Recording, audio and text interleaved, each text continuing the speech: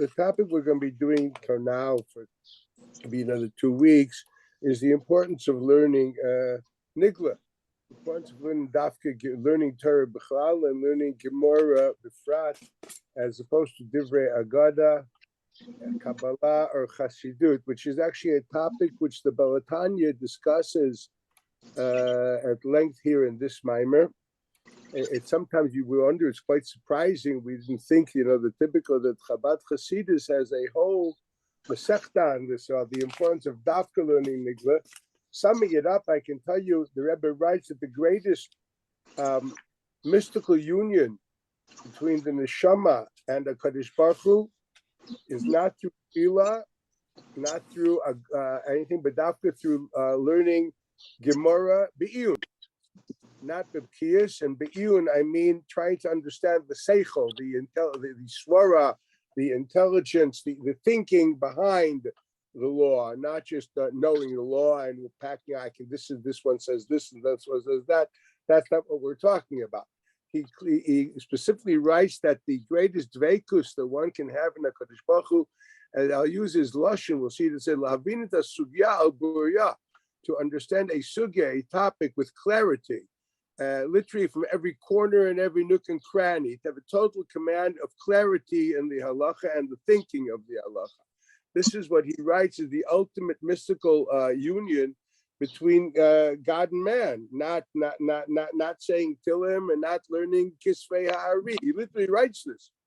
Not learning Kabbalah, not learning Chassidus, obviously, none of all that. This is very nice. But at the end of the day, the ultimate union is Dafka. What my Zayda did in Volozhin is to break your back over a sugis in Talmud and to know it clearly. This is the summary of the whole. The Reb Chaim Volozhiner Taka writes in Keser Rosh, which is the Anhagas of Reb Chaim Volozhiner. He writes what's called Chidushay Torah. He says Chidushay Torah is the more you have clarity. That's called Chidushay Torah.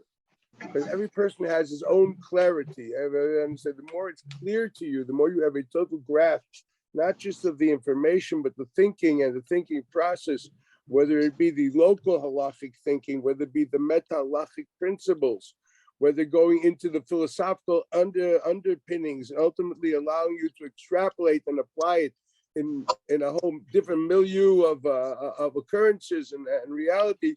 That is called that's limud HaTorah. That's the dveikus in the Kadosh Baruch Hu. So here I'd like to start this whole thing. I actually sent out just like a few minutes ago a Rambam. So I'm going to read this Rambam. You're going to start this with the Rambam because you know what I mean. It's probably much more comfortable because there's a lot of this is easier to explain. The Rambam I sent was a Rambam in Hilchos Tshuva. We sent it on the WhatsApp this moment. The Rambam writes in Hilchos Tshuva, asked the very famous question. I'm going to read this to you in Perik Hey of Hilchos Tshuva Halacha Hey. The Rambam writes, Shema Tomah, you might say, V'alo HaKadosh Baruch Hu yodea kol ma sheyeh kodem sheyeh.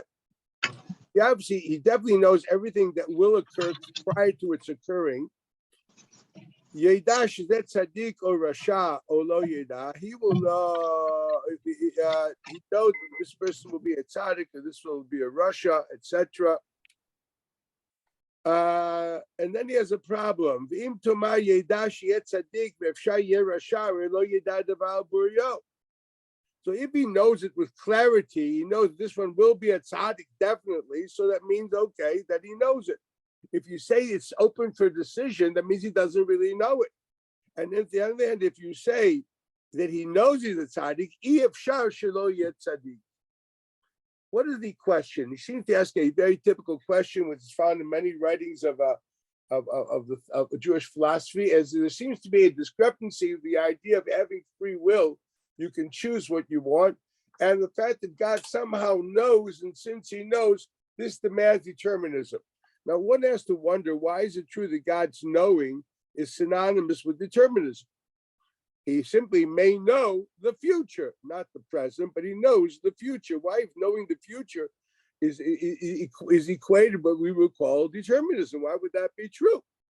I mean, there are actually some people which didn't understand the question and answered it by saying, well, God is above time, and therefore he perceives now the present, the future, and the past in one see. So he now sees the future, and this is what they think is an answer to the question. I hate to say they obviously did not do a good job of reading Rambam, because if they read the Rambam, they would understand that was not the question. Of course, he is beyond time and therefore can see the future, and that alone would not be a reason for to say that this demands determinism. But rather, well, let's look at the answer, and from the answer we can understand what the question was. The Rambam answers, da, you must know, shechuvat shelazu aruka me'eretz midah urchava minayam. This is the full and comprehensive answer to this question is infinitely long to have a totally comprehensive, and also the depth of it is unfathomable. In other words, it's a very broad and deep answer. It would take endless time. A book would have to be written. But he says,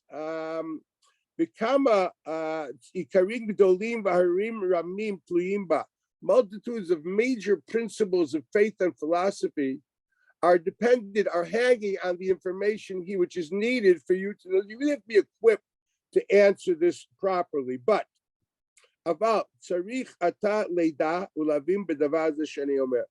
but you should, and I'm expecting the reader of the book to at least have the capabilities to understand and know what he's about to say. And he's going to say it literally in a nugget. Literally, it's so beautiful that when the Rambam is Pirsha Mishnah to Pirkei Avos on the memory of Rabbi Akiva, Hakol Tzafui Varishut Natuna, that there is free will and yet all is known, equals God's knowledge does not demand determinism. He writes, Ra'uya davar lamisha omro, unbelievable language. He says he gives a great pat on the back to Rabbi Akiva and says he is the man which is worthy of saying such a profound sentence. You know, I look at this as a child. I didn't understand what was so profound about this. I didn't understand the problem. What's the problem? He's above time, etc. That kind of an answer. You're going to say Ra'uya davar lamisha omro. Then the other Yingel can say that. But that's not a Ra'uya davar lamisha omro. This is only Rabbi Akiva uniquely is the one appropriate to say this. No. Well, look at the answer and you'll see what he says. It's really phenomenal.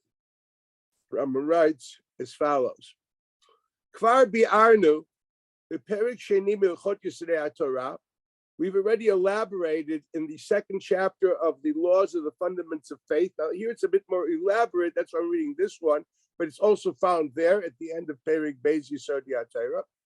Shakadosh Baruch Hu eino yodea b'de'ah shechutz mimenu. He does not know things of information which is outside of him. Kibnei Adam. Shehem v'da'atam shnayim. Let me explain what this means. Okay, this is where people get a list of this is false. What does it mean? Well, let's define the idea when I say I know something. How do you know anything? What knowledge really is, if you look carefully, you experience certain phenomena through your five senses. You internalize those phenomena and develop a mental image of them. That's what you've done. Now that became chachma.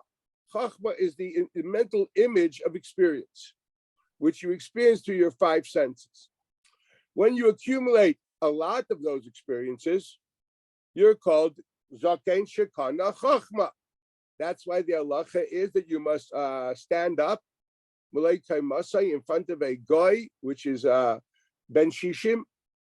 Couldn't tell us who it is. You're in a bus or in the subway. You have to stand up until the man is outside of your daladam. At least he's not your every movie. You can sit after the daladam, but you have to stand up while he's there. That means you're pretty, with these old people on the subway, you're going to be standing the whole time. So basically, you have to stand up. Why? Because the Gemara says, "Kamar patke da'ade alei." The man has a PhD in the University of Life. He experienced a lot of phenomena. Yeah, when you're 60 years old, I'm past that. Okay, so I'm just trying to say, yeah. But You by 60, you have a PhD in life, and that's called chachma. It doesn't mean he didn't go to Cambridge, he didn't go to Yale, definitely didn't learn the Chevron Yeshiva. I mean, was kind of garnish, you know what I mean? He knows how to sell potatoes in the market of Eish HaChacham, because he has experienced a lot and has a lot of mental images. A Chacham thus is a person which collects phenomena, collects them, translates everything into his mind, and then he develops a search engine which he can collate, put all these things together, and he speaks Chachma. That's called he's a Chacham. That's what this does, okay? That the Gemara, the Brisa says in Derech Eretz Zuta that what is a Chacham, midas of a Chacham? He's a kones. He collects information. Sofeg, he sponges it in. V'zachron, he is a man of memory, constantly connecting all the different phenomena of the past and the present, the relativity, see how they work. He's constantly thinking of how to translate the information into the new reality. That's called chachma. Well, if that's the case, if I say I know something with clarity, what does that mean? It means there is something that I have experienced which says that this will happen. If I say, I know that you will steal, then I must come to the conclusion that I've experienced something in the present. There is something in the present which is deterministic that this will cause you to steal. For if not, I cannot say, I know that you will steal. I can posit you will steal.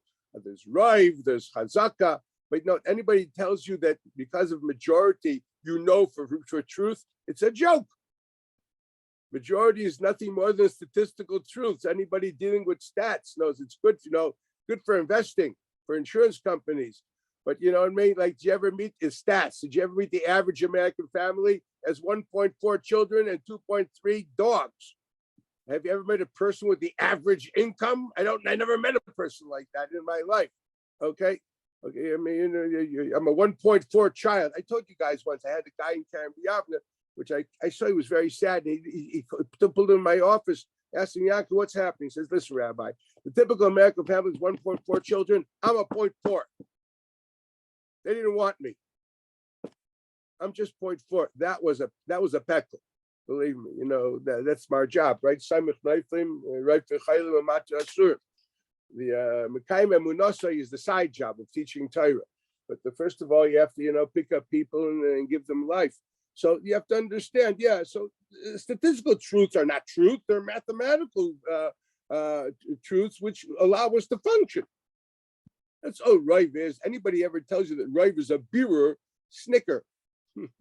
It's a mathematical birur, that's all it is. It's a statistical truth which allows you to function. We function that way. All of us function that way with statistics. If you wouldn't function with statistics, you wouldn't enter your car. You wouldn't buy food. No, you would go to a restaurant. God knows what's in the kitchen. I wouldn't go on a plane. Maybe the pilot is drunk, is going to push me into a mountain like that German pilot like 6 years ago. They took a whole plane into a German mountain. Statistics. We all live with statistics. If not, we'd all constantly be reinventing the wheel. The reality is that in order for humanity to function, we've been programmed, I hate to say this, to function with statistics, to function with odds. Not that we know, that's called knowing. That's not really knowing about Buria. You don't know it for sure. You say it's probably. The probability is enough for me to function that way, but it's nothing more than a probability. It's not a positive knowledge. And that's what the Rambam is saying here, that for me to say that you will grow up a thief, not you will probably be a thief, but you are going to steal. For that, there has to be something now that I'm internalizing that exists now in the present. And I've internalized it, so I know that you will be a thief. I know. We have that in halacha. Halacha says, for example, as you all know, that you can be mekadosh and isha with kesef, shtar, and bia. Now, kesef, it's with edim, right? You go to a chuppah, hariyat mekudesh in front of edim. Shtar, well, Mashayla, you have to, yet Rashi says you have to say it also in front of Adam. Bia, for goodness sakes, who's inside there? Nobody. So what does he do? The Adam wait at the door, and we say, Hein, Ede Yichud, Hein, Ede Bia. That's not probably, that we know. So Rashba explains why. It's nothing more than an umdana. It's odds. So no, this is not odds. This is like seeing a flame and seeing sawdust next to it. You realize it's going to blaze.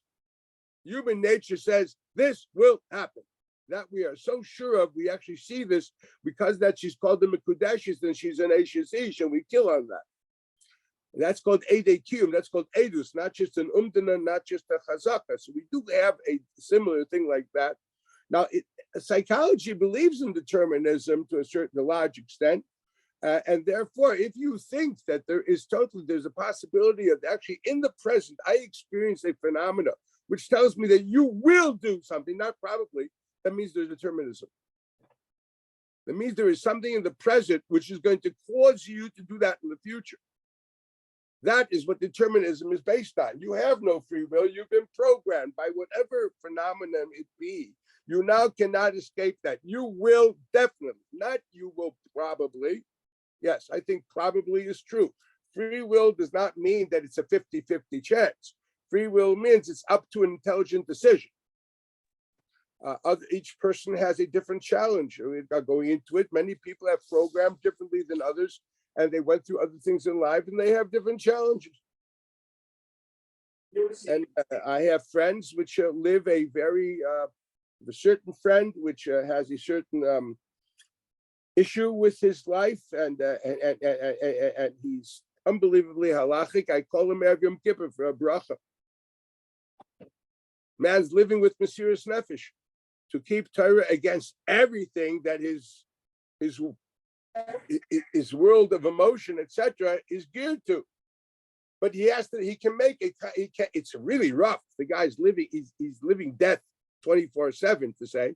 But it's a decision. So God decided this is not going to be an equal game, and this man is going to be terribly challenged. Granted, I'm not dealing with that. I'm not God's lawyer, and I don't think that the idea of all men are created equal is a fiction that Thomas Jefferson made up.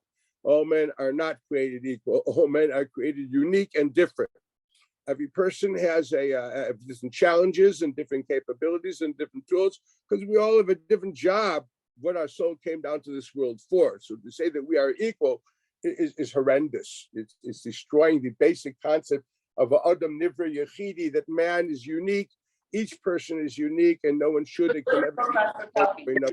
Huh? You're going to go for coffee? Okay, let's go further. Now that we know that, let's look at this carefully. So here's the question: if God knows, like you know and I know, well, then he says, if God knows that you will sin, that means there is something now. Now, the day you were born, he knows that you will sin in the future. That means to say, you've been programmed and you cannot decide against it. Not that you have a challenge, you're going to have a hard time deciding. That would be okay. You may have a hard time, but you can. No one says it's going to be easy. You can decide. When I say I know you will sin, not the odds are you will sin, I'm saying there's something now which says that you cannot decide. You will sin. It's beyond your capability of control. Now, goodness sakes, there is nothing in human experience that I'm aware of which is beyond capability of control. It's hard.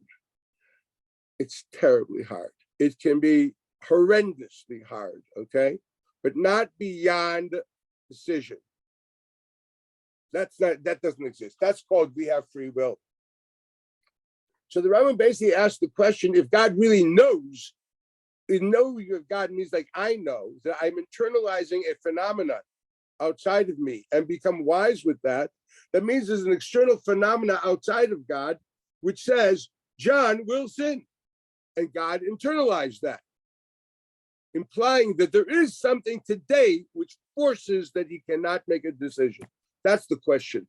And to answer that he's on top of a perch won't help for that. Is there something in the present which demands that there will actually be a certain activity in the future or not? It's not a question of knowing the future or knowing the past or knowing the present. The question is there something in the present which is deterministic, totally deterministic, not a challenge to decision, but totally taking it out of the realm of decision? That's the question on the table. That's the question. I know this is an issue which has to do with contemporary culture. Forget God about the idea of decision, etc. But let's leave it this way: that halacha, at least religion, does not believe that because things are hard, that means you're exempt. No, you'll be punished, or you'll be rewarded. Take your pick. Okay. Kufum tsara agra. Yes, your sachar will be according to the effort. And obviously, if it's very hard for you, so it means to say your punishment won't be that as strong as a person which could have easily sailed this one. How God does this is none of my business. I don't think I'm capable, or no one is capable of being God's auditor and accountant. That's the question of the Rambam. And what's the Rambam's answer? Look at his language. Rambam answers, God does not know things. Again, he doesn't know with internalizing knowledge from outside of him. He doesn't. God say God knows doesn't mean he knows because he's internalizing things outside of himself. Ask yourself the question: creation is full of wisdom. God, I mean, just I don't know. Take a grade school course in science. I mean, it's unbelievable, right? It's beyond unbelievable. Okay, where did he get all that wisdom? There was nothing but him. How did he wisen up? I wisen up by experiencing things, internalizing them, translating them into mental images. What did God experience which allowed him to be bright and informed? How did he become the artist, the poet, the architect, the engineer? I mean, unbelievable, man. Just to think of the, of the DNA, I'm thinking about, it's crazy, the wisdom of a follicle of hair. Like, wow, he's really cool. You know what I mean? He's got a PhD and everything. Where did he go to school? There was no Yale for him. Where did he get his wisdom? And that's exactly what the Rambam says. No, when I say God is wise, I don't mean that he's internalizing something which exists outside of him. That's impossible. Then there was nothing outside of him. He was infinite. His infinity does not have anything outside of itself. And ultimately, if he's wise, it is not coming from something that he internalized outside of himself. And that's what he said. His knowledge is not knowledge which he internalized from things outside of him as the Homo sapien, not just Homo sapien, even the animal. Everything. Its knowledge, its understanding is something which comes from outside of him. Shehein v'da'atam shnayim. Man and his knowledge are two separate issues. Man is like a bee. You know what he is? You don't create the wisdom. It's like the bee going around, doing what it does with the flowers, and then processes it into honey. But that's the bee is nothing more than a processing machine. That's why honey is kosher. Otherwise, the bee is treif.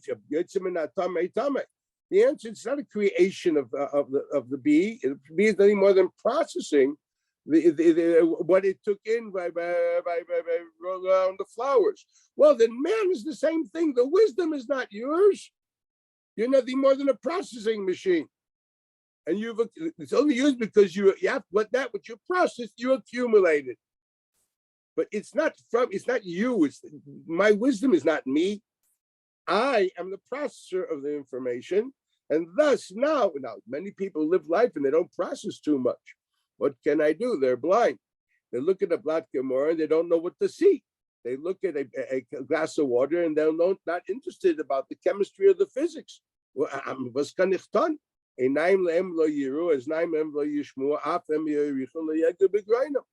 Okay, what can I do? That's something else. But if you are a sensitive person which sees things and lives life around you, so obviously you're internalizing information. That's mad. But that means my information is not me. It's something which I process from outside of me. But he says, Elohu Yitbarach Shmo V'dato Echad. God and his das and his knowledge are one. What does that mean? It's a very simple thing what he's saying here. Anyone thinks he's simply saying, well, how did God wisen up? And the answer is the wisdom of God is not something that he processed from outside of himself and translated it. The wisdom of God is an expression of the infinite self. God knowing does not mean like the human knowing. The word ladash does not mean the same thing for God as it means for man, or it means for any created form. All created forms are internalizers of external phenomena, processing it into mental images and collecting it. That's called to know. For God, no, that's not the process. Everything he knows, the wisdom of creation, is an expression of this infinite self of God. Since I don't know the properties of infinity, because by definition they can't have properties, okay? Because any property is already a finite, so call it infinite with properties is actually ludicrous. But if you understand, so if I'm going to say that, I have no definition for infinity, because by definition, infinity can't be defined. Okay, that's the honest truth. It's an oxymoron in the worst way possible. So you got to come to a conclusion. Yes, infinity is expressed in the finite form of wisdom. God chose, whatever that means, infinity chose to express its infinity in a form called wisdom. The wisdom is nothing more than a form of expression of the essential God. That's cool. When you know my wisdom, you still don't know me. But when you know God's wisdom, you're actually knowing him. Because that wisdom is an expression of the essential infinite God. That's a very heavy statement. When you know my wisdom, you know my mental images of experience that I experienced and processed. That's the most you're going to get. It's like a bee. I'm a bee, but it's not me. It's Yoitzim in Mendel is Mendel, but this is not it. This is not Yoitze. It's like honey in a bee. It's I happen to live life and read X of books, listen to X music, and whatever I've done in my life, internalize phenomena, and thus I now have mental images, and I'm sharing those mental images with you. That's all. You're buying honey off my, in my beehive. That's all you're doing. But when you think of God's wisdom, think of it very carefully. You're actually internalizing the essential God itself. That's frightening. That's what you're doing when you're learning Torah. That's what you're doing when you are. Thus, there's no question. So the Rambam says this was the question. Here's the answer. God, people think that God knows equals like man knows. There's something which he internalizes. Well, if that's the case, it's detrimental. The answer is not true. He doesn't know. There's nothing existent which is detrimental. How does he know? He knows from infinity. He knows. Now, that doesn't mean anything to you. You don't know what a word means. But know one thing, it's not detrimental.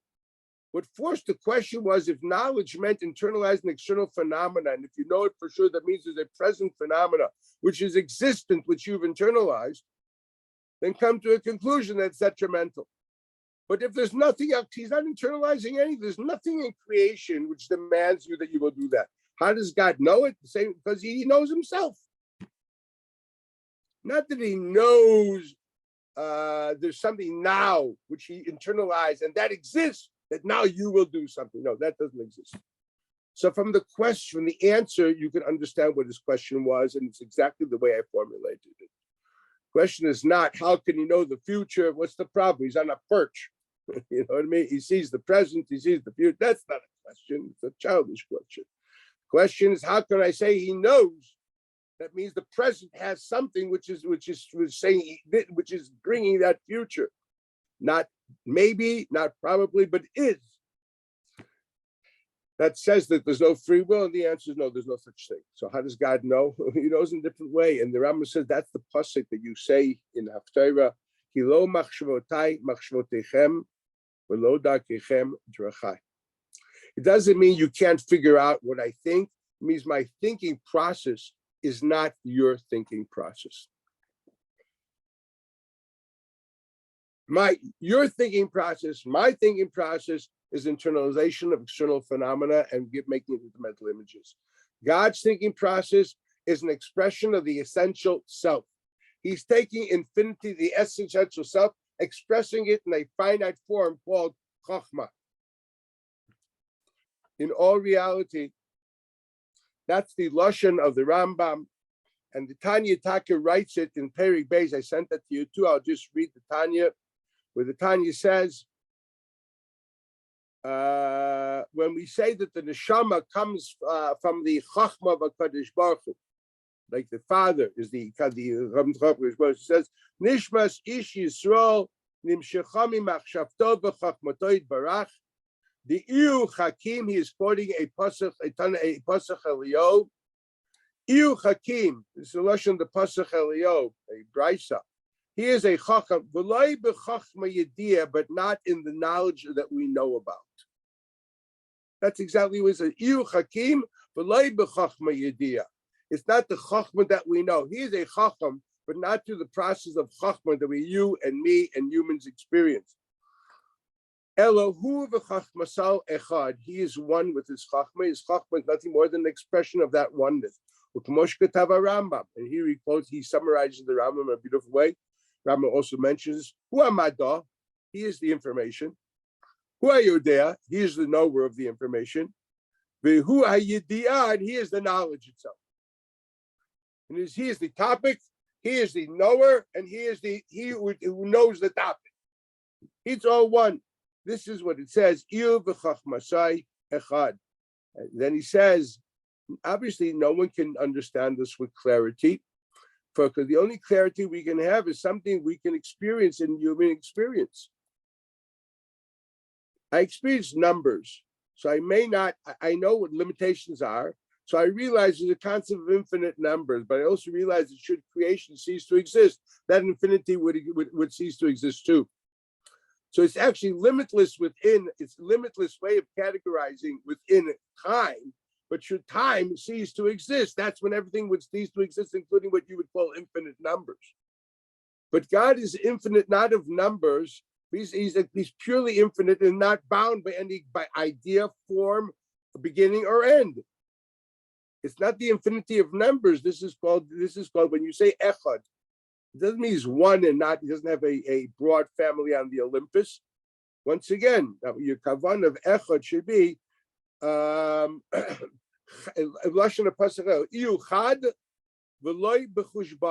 He is one, but not the one of numbers. Remember that when you say Kriyat Shema, Hashem Echad does not mean one of numbers. That would make him into finite. No, he is one. He's pure oneness, equals no fragmentation or categorization. He equals beyond comprehension. He is pure oneness. There's actually nothing outside of him, so to speak. Everything is an expression of the him. This is what you actually think about, or should think about, when you say Kriyat Shema twice daily, 3 times daily, okay, including Kriyat Shema Lamita. This is what you're supposed to be saying, Echad. So this is what the Rebbe writes. He actually writes that the Bekubalim agreed to the Rambam and explained this. This is first and foremost. Before we start, so when we learn, what are we doing? I want to explain this. This is elaborated in Tanya in Perik Dalid. I left it here. I'm not going to read the whole thing because I really wanted. Maybe we'll do it some other time. I want to get to the Mimer, where the Rebbe discusses what is the unique relationship with a person who internalizes God's wisdom versus the person who acts on God's will. For example, if you have a list of what to do, you know all the laws, okay? Equals that you really know you haven't fathomed his wisdom, you actually know his directives. You know what he wants to be done. You haven't fathomed his wisdom, you don't know the wisdom behind it. You know the outcome, you know, due to X, Y, and Z wisdom, therefore, this should be done. So if you collect the information of this should be done, what have you collected? And you live by that. You're a Torah observant Jew, and you live by the will of God. What are you connecting to? You're connecting not to the wisdom of God, but you're playing out his will. Far cry. You have an employer, you play out his will. You're a happily married man, you play out the will of your spouse, and so on and so forth. You're a lousy parent, or a teacher, you'll constantly play out the will of the students. In other words, playing out the will is not a connection with the essential person. You're simply playing out his will. Man's will and him are not one. For goodness sakes, I will a lot of things which I think are stupid. I mean, those are my challenges. Is it not true? I mean, we have our wills are definitely not, well, it should be, but they're not synchronized with our value system, let alone with our wisdom. My goodness sakes, I smoked until the age of 30.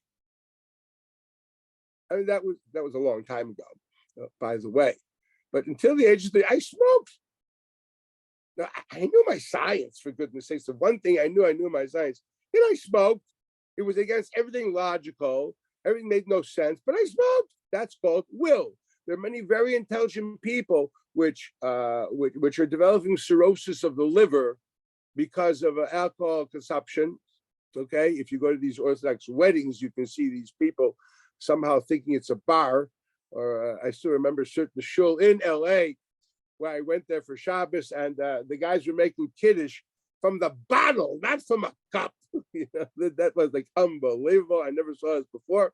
Okay, mamish making kiddush from the bottle. This is gesund. This is like an Irish pub. You know what I mean? Now, these are intelligent people. Believe me, they're all, they have their degrees and everything, but you know what I mean? Just because you're a mathematician, you don't have to become an equation, so to speak. In other words, they don't live by that. That's not what they are, okay? They have a lot of information, but their will has nothing to do with their inner, sometimes it has nothing, many times, it has nothing to do with your real value system. It's funny to say that we do things that we wouldn't do if you were asked, if you see your kid doing it, you'd be angry. You know what I mean? I am called Kiddush Club, V'tim Tzanachas. You know what I mean? There's no question about it that our wills are not direct exhibitors of our value system, let alone of our essential identity of whoever we are, whatever that means. Okay? That's not what it is.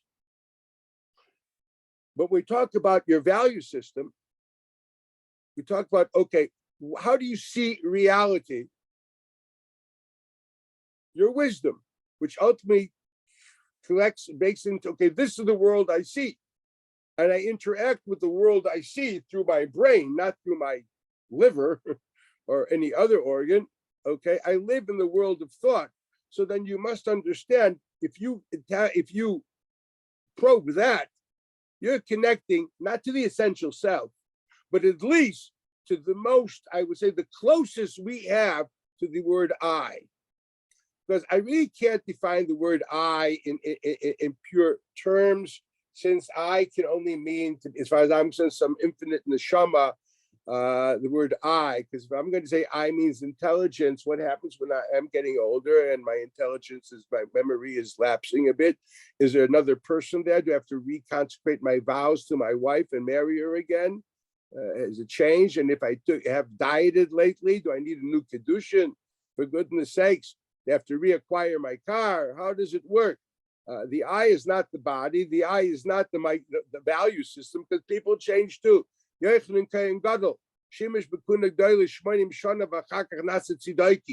need a new kedushin for his wife? No. Obviously, so the word I means something which is a constant, which never changes. And all these different things of knowing, believing, etc., are phases through which that X goes through. That X factor, you can call it whatever you want. I will call it the Shama, I will call it X factor. That X factor is the real I. I was sick. What does that mean? I, X factor, as expressed in body, was ill. Okay. I was emotionally ill. X factor, as expressed in emotions, equals ruach. Yes, was ill, and so on and so forth. Okay. but there's an X factor there, which is interesting. It's something which is not changeable. It's something which is there, and it goes through phases of experience.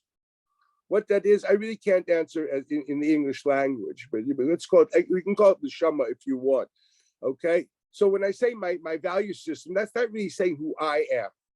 What it is saying, who is the interactive persona? The closer I get to the interactive persona is the person's value system. What makes the person react or interact with the world? How does he interact and act? What is the paradigm through which the person experiences reality? What world is he or she living in? This is, you're all beyond the age of dating, but this is what I always try to tell these young people. You don't spend time eating spaghetti and giggling and do ice skating in Rockefeller Center, boy. You try to figure out what makes her move, like what's the inner world there? What you call the world of thought, the world of values. That's really what you should be looking for.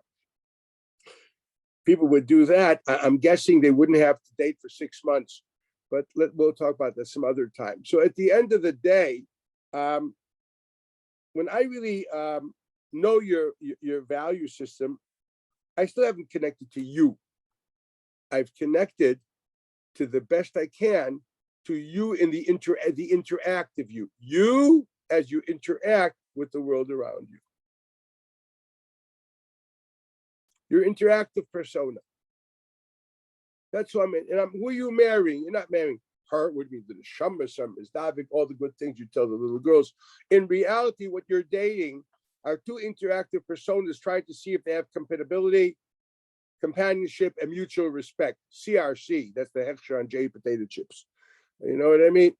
That's what you're looking for. And that's what people marry. You're marrying two interactive personas, seeing if they can mesh together with, as I said, CRC, companionship, compatibility, and respect. That's basically the truth. All the other Nibuk experiences, that's good for Gone with the Wind and for the adolescents. In reality, that's what really counts. Anybody beyond the age of 25 should know that by now. And the attendants here are all beyond 25, so I guess we all know that. So in reality,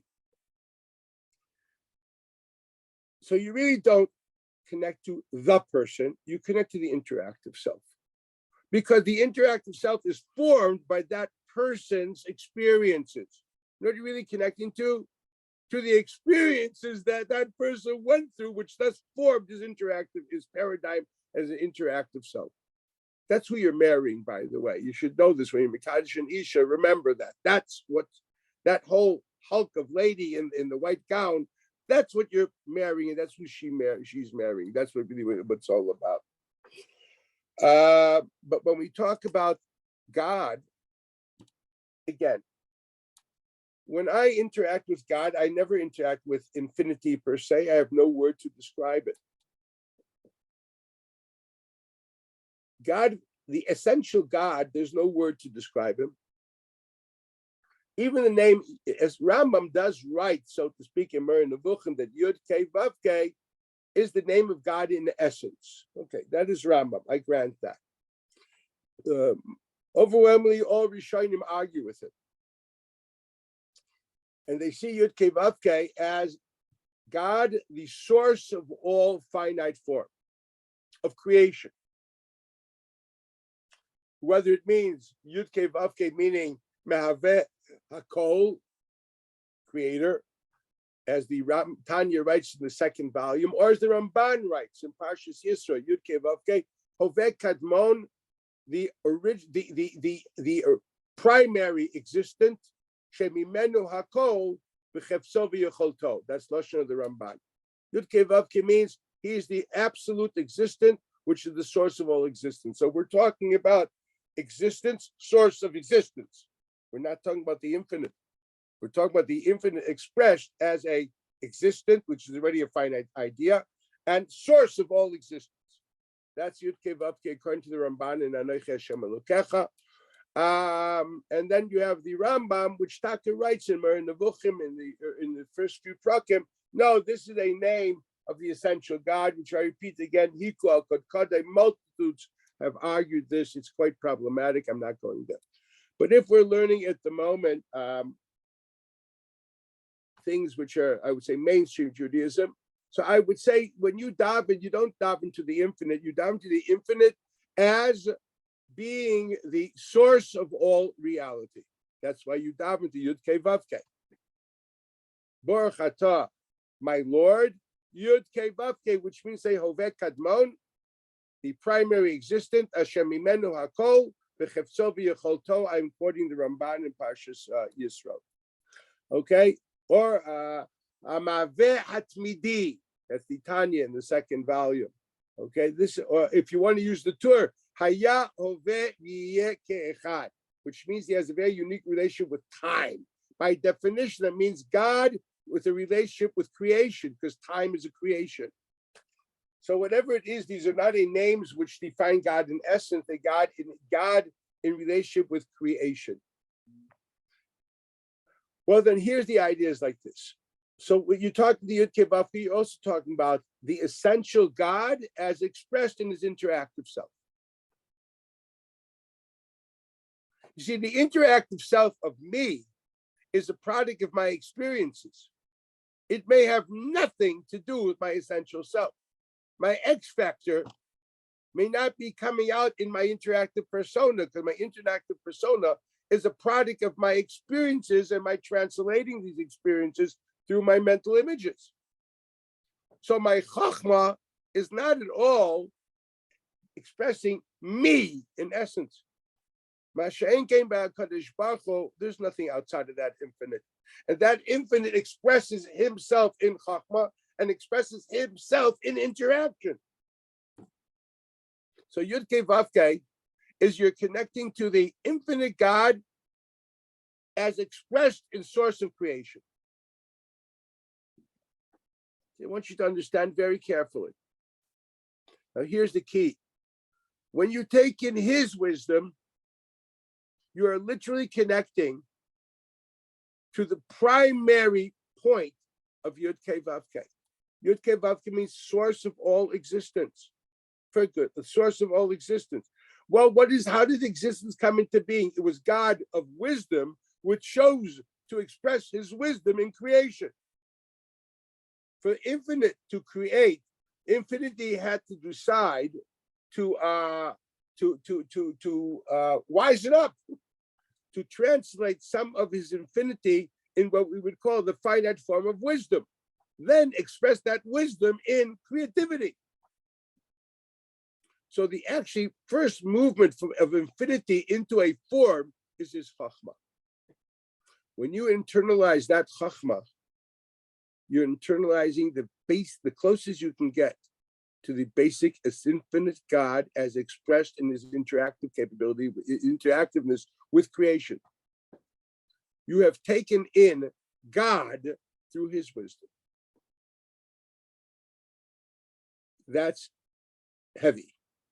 You've taken in God through his wisdom. I repeat, this is not just Torah. It's also when you learn the sciences, if you realize what you're doing. If you realize what you're doing, learning the sciences is a very heavy religious experience. I am connecting to the infinite God as expressed in his creativity of creation. It's a religious experience. According to the Rambam, that the theory of people which don't understand, don't have, he describes how Moshe Rabbeinu said, I want to know you. So in order to know you, I have to have a PhD in all the sciences. Hareini knows brachecha. So the Rambam writes in Nevuchim, please give me the wisdom of knowing all the sciences. Our first rabbi doctor was Moshe Rabbeinu in Parshat Kisisa. That's what the Rambam writes in Nevuchim. I want you to understand that. So Torah Mada is not something which came created in the Hershey German world. We're not in the Rambam world. We're going back to Moshe Rabbeinu world. One has to understand that. So now, but primarily, which tool did God give, which in it lies essentially not his capability of building and making, but more so what for and what are the values behind it. You learn the sciences, you will internalize the functional wisdom of God. But the functional wisdom still doesn't tell me his value system. The only book which will translate his value system, if you're capable of internalizing the total corpus of his Torah, translating all those laws into principles, ideas, ultimately meta-halachic principles, ultimately translating into philosophical underpinnings, you will encapsulate his value system, equals the core chachma of what everything comes out of. What is the chachma behind Baba Basra? Don't tell me the laws that a chicken can do. Can you possibly conceptualize it and encapsulate it into values, into broad philosophical strokes, into meta-halachic principles? That's what you have to do to know the chachma of HaKadosh Baruch Hu. So I love the sciences, but they will only tell me the functional side of God. Yes, God is a great builder, great engineer, beautiful artist, unbelievably poetic, etc., etc., etc., etc., etc. Unbelievable. Yeah, mind-boggling. But it's like, okay, I'd like to know what he is doing, but why? How am I supposed to interact with it? How am I supposed to look at it? What does it mean to you? When I learn Baba Basra, I suddenly get an idea of the unique rights of privacy of people and the idea of Adam Nivri Yechidi, and we have to preserve that. The idea of individualism reeks all over the first two prakim of Baba Basra. Okay? I talk about property rights, etc. I learn Baba Kama. I talk and so on and so forth. Multiple ideas which have to be translated from laws into ideas, and from ideas into, I would say, broad meta-halachic and philosophical ideas. Figure out the value system. What you're doing there at this stage, my friend, you are connecting not to his will, much more than that. You're connecting not only to his will, you're actually connecting to the Chachma, which is the beginning of Yud Kei Vav Kei. Anybody who learns Kabbalah knows that the Ois Yud is the letter which denotes Chachma. If you ever, before, in Miran, they sing a song in Lag Ba'omer called Bar Yochai. There's a line there, Yud Chachma Duma. Look it up. Yud is symbolic of the Chachma Duma, of the original wisdom of God. Now, that original wisdom of God is something which, it doesn't mean that God decided that if a thief steals and he slaughters it, he's got to pay down the hay or kefil. No. There's an idea there which ultimately is expressed practically in a thief having to pay down the hay. But there's a chachma there. That's what you have to look for. What's behind it? What is the chachma of HaKadosh Baruch Hu? It is that chachma. We're going to be learning up there in heaven. We're not going to learn Shosha Naga Chesapara. There's no para over there. And there's no shore up there. We're going to learn what it means in the world of chachma. Torah is called Mashal HaKadmoni. Rashi brings it in Pasha Shoftim. It's a medrash, also a Gemara actually in Makis. Mashal, what does it mean? Mashal HaKadmoni? It's the parable of the ancient one. The parable of the ancient one. What does that mean? What is a mashal? A mashal is, as a child, we didn't have all these Jewish books, thank God. And we never had to read, Grimm's fairy tales, Aesop's fables, and Britannica. That was my reading for Shabbos Nebuch, because there were no other books. So on Shabbos, big summer in Chicago, what did you read? Thank God, Dad made sure we had Britannica. And I read Britannica, like you read Baba Basra, I read Britannica. Okay, Baruch Hashem, he said, no, today no one knows what a Britannica is. I tell my students Britannica, they think, what is this? You mean King Charles? They know Wikipedia. What can I tell you? Nabuchar Achmanis. What do they do on Shabbos? I don't know. Maybe they're only Shtayim Mikra. I read Britannica. Okay, so we had all these books, and it was unbelievable. And how to get into this? I don't even know how I got into this. Doesn't matter. Okay, and you grow up and you read a lot of things. And you see there's so much wisdom out there. There is really so much wisdom. Chachma v'goyim for goyim b'chlal. But I repeat, nothing tells me about God. There's a lot of PhDs in God knowledge, but we'll never connect to him unless we date him with his value system. So when I learn anything else, when I do his mitzvahs, I'm connecting to his will. When I read his sciences or anything else, I'm connecting to his interactive functional side of things. Like a beaver builds a dam without going to MIT. The salmon goes upstream to spawn where he was spawned without ways, would you believe it? And so on and so forth. We are the most vulnerable, ignorant, stupid being that we have to go to university to get to know anything. You understand? These that know what they need for their function, they know immediately. It's unbelievable. They don't have to go to Yale to understand comparative religion, understand, or literature, to get a law degree. They don't need that. They settle things without lawyers. That sounds garnished. What we have is something very unique. Human being brain evolved. We had Neanderthals. We had different sizes of skulls until finally you have the contemporary Homo sapien, which has a skull, which has a big brain in it. And what developed that makes him unique is not his functional capabilities, because his functional capabilities are actually, I would say, less developed than that of the animal. What makes him unique is his capability of transcendent and abstract thought. That your brain has evolved to that. Original Neanderthal did not have that. Look at the sizes of the skulls. Okay, things developed. Now, taking for granted this process obviously is God directed. I mean, God chose that the Homo sapien that he wants to interact to, he needed him to develop into something which is capable of transcendent, abstract thought. Only with that tool is he interacting with you. Actually, this is what Rambam calls Tzelem Elokim. Rambam writes in Nevuchim, what is Tzelem Elokim? The capability of transcendent abstract thought. That allows us to interact with the infinite in a way that it's meaningful for God and for man. Now, for functional information, what do you mean? Animals have emotions. Animals can definitely interact. I mean, I always tell my students, I'll never forget this. I go quite often during the summer to South Africa.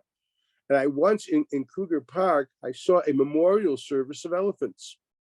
As you all know, that the matriarch in the elephant, it's not a pride, I forget what the name of the grouping is called. She's the leader. The males are actually thrown away quite often.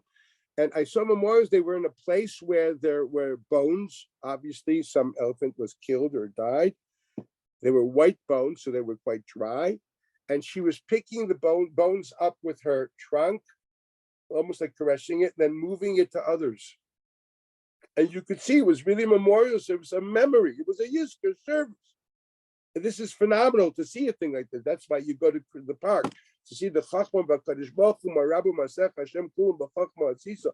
They have emotions. They have memory. They have pain. They have feelings. And don't tell me it's needed just for their function, because why do they have to have the emotions of memory of the dead for their function? No, for whatever reason, God wants them to have those things.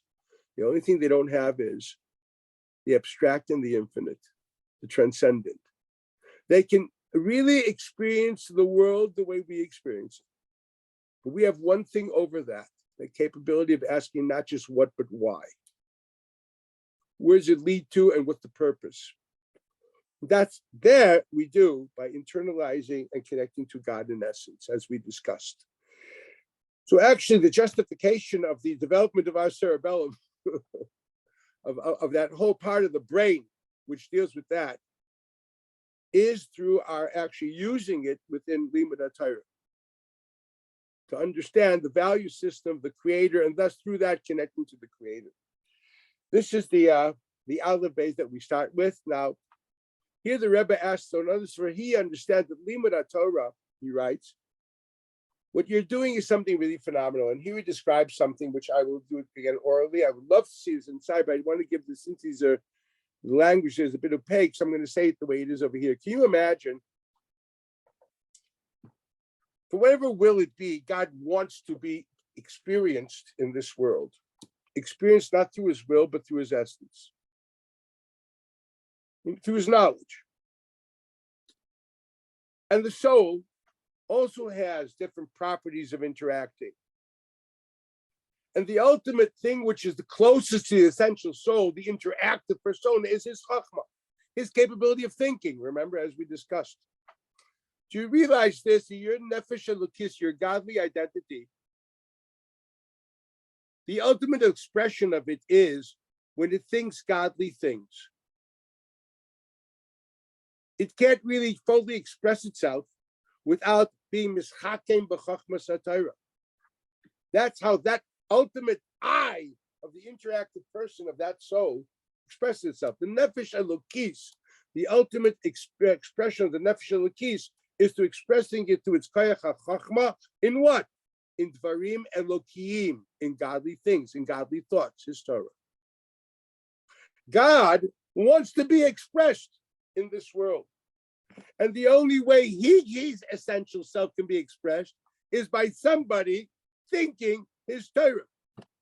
So the crazy thing happening when I learn or you learn, God is being expressed. He can only be expressed through you, and you can only express yourself through him.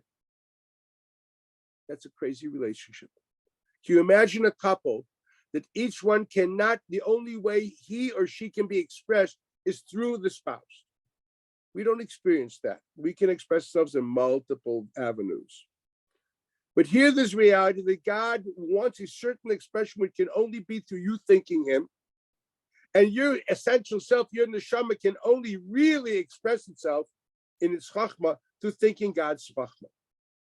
That's why learning Torah, he says, is the ultimate mystical union between God and man, where you are expressing him, and it is in him that you're expressing yourself. That is limud HaTorah. Think of limud HaTorah as a couple which one literally can't live if living is without you. It's a real Romeo and Juliet reality. Life is meaningless without you, and life is meaningless without you. I made this world for you to express me. I can't express myself without your thinking. That's limud HaTorah. So now the real question on the table is, and that's what we're going to do this inside, but I just felt it's so important to start it this way. The real question is, why is it one would expect that the wisdom found in Kabbalistic and mystical writings, or moral ethical writings, would be much more telling me about God's value system than his laws? Yet, if you open Talmud Bavli and Yerushalmi, you will see that Chachamim de Agadita are a miut shebemiut.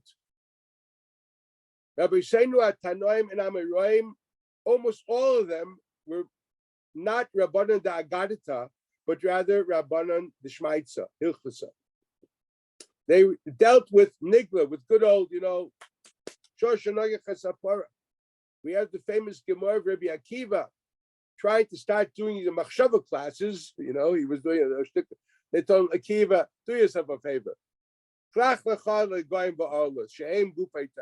Walk away from this agadic material. Go back and learn, Negoyim Ba'olos. It means to say, not even halacha l'maisa. Just tell us, learn the theoretical chachma b'kadosh baruch hu Negoyim Ba'olos. That's preferable over learning some ma'aral in Netzach Yisrael. That's what the Gemara says. And the Rebbe asked the question, why?